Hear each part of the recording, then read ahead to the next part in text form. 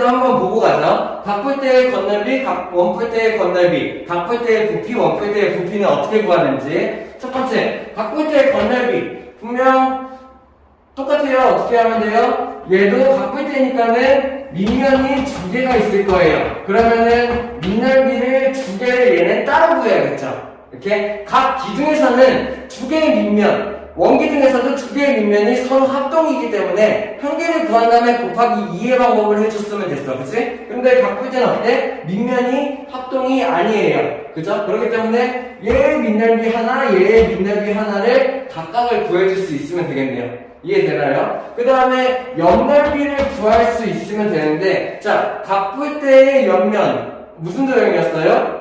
사다리꼴이 되겠죠, 그죠? 각풀대의 옆면은 사다리꼴이야. 그러면은 사다리꼴에 가로 더하기 세로, 그 다음에 밑변 더하기 밑변, 그 다음에 곱하기 높이 곱하기 2분의 1의 방법으로 내가 옆면의 넓이를 구할 수 있죠. 중요한 건 그거예요. 각풀대의 옆면은 사다리꼴이다. 그리고 이 옆면이 모두 어떻게 되겠어요?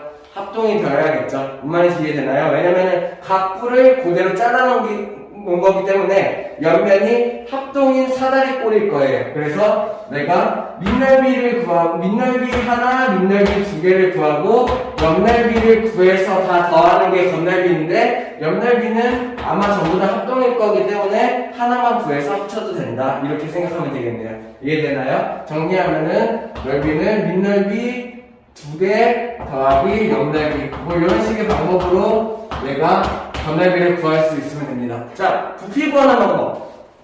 각풀대도 그렇고 원풀대도 그렇고 부피를 구하는 방법이 따로 없어요. 오케이? 그러면 나는 어떻게 생각하면 되냐면은, 자, 얘 각풀대, 원풀대는 어떤 도형이었냐면은 최초의 각풀을 머리를 잘라내서 만든 게 각풀대야. 그치? 최초의 원풀을 머리를 잘라내서 만든 게 원풀대야. 그치? 그러면은 나는 그걸 이용하는 거야. 어떻게 해요? 각풀대의 부피를 구하는 방법은 먼저 이 사각뿔을 예를 들게요. 최초의 사각뿔의 부피를 생각을 하는 거예요. 여기서 이거의 부피에서 머리를 빼. 머리도 왜냐면은 머리도 각풀이겠죠. 이렇게 이해되나요? 여기서 여기를 빼. 그럼 뭐가 남겠어? 결국에 얘가 이렇게 해서 각풀대만 남는다라고 내가 생각할 수가 있는 거죠. 이해되나요? 부피를 구하는 방법이 각풀대의 원풀대의 부피를 직접적으로 구할 수 있는 방법은 없어요. 그렇기 때문에 어떻게 하냐? 전체 최초의 각풀이 뭐였는지 이거를 내가 먼저 생각을 해서 각풀의 전체의 부피를 구한 다음에 위에 잘려나간 각풀, 내가 왜 각풀의 부피는 구할 수 있잖아. 그러다 보니까는 전체에서 위쪽 부피를 빼서 내가 얘의 부피를 구한다, 이런 방법으로 한다는 거죠.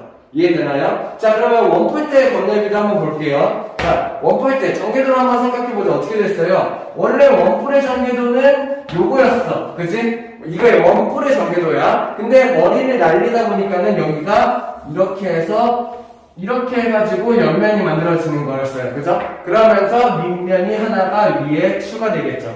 이게 원풀대의 전개도였어요. 다들 기억하나요? 자, 그러면 얘 겉넓이 구하기 위해서는 여기 있는 작은 원의 반지름을 내가 알아야겠지. R1이라고 한다면은 얘 겉넓이 파이 R1의 제곱. 그치? 여기 있는 얘 반지름도 알아야겠네요. R2라고 한다면은 얘 겉넓이는 파이 R2의 제곱. 이렇게 해서 내가 밑넓이 두 개를 각각 따로 구할 수 있어야겠죠. 그죠? 원기둥은 두 개가 합동이니까 하나에 구해서 곱하기 2를 하면 됐었어. 얘네들은 밑면의 넓이를 따로 계산한다 라고 생각하면 되겠네요. 거기에다가 옆면의 넓이를 구하는 건데 이렇게 생긴 도형 우리 구할 수 있는 방법이 없죠. 그러면 어떻게 생각해요? 겉넓이를 구할 때 최초의 부채꼴을 생각을 한다. 그럼 내가 어떤 방법으로 구할 수 있냐면은, 자, 원풀대의 겉넓이를 구하는 방법, 그치? 여기 있는 밑면의 넓이 파이 R1의 제곱, 그 다음 더하기 좀 큰 밑면의 넓이 파이 R2의 제곱. 얘네 두 개의 밑면을 더하고 내가 얘를 구해야 되는데 얘를 구하는 방법은 최초의 부채꼴을 생각하는 거예요. 어떻게 해요? 내가 전체 큰 부채꼴을 구할 수가 있죠. 여기다가 뭘 하는데 여기 있는 작은 부채꼴을 빼주면 되겠네요. 왜? 여기 있는 이만큼의 부채꼴의 넓이에서 요만큼의 부채꼴의 넓이를 빼준다면은 걔가 요 모양이 나오게 되겠죠. 그래서 요 모양으로 내가 구할 수 있어야 돼요. 부채꼴의 넓이 구하는 방법 앞에 설명했죠? 중심각을 주어졌으면은 파이r 제곱 전체 원넓이에서 360분의 x를 하는 방법. 중심각이 안 주어지고 여기 있는 모선이랑 호의 길이를 내가 알 수 있다면은 2분의 1 RL의 방법으로 부채꼴의 넓이를 구하는 방법으로 이용을 할 수 있어야겠죠. 이해되나요? 자, 그러면은 원뿔대의 부피를 구하는 방법도 마찬가지. 자, 이런 원뿔대 이체 도형의 부피를 바로 직접적으로 구할 수 있는 방법은 없어요. 그러면 어떻게 해야 되냐? 전체 최초 여기에서 이렇게 이어가지고 원래 처음 생겼던 원뿔의 부피를 내가 구할 수가 있어야 해요.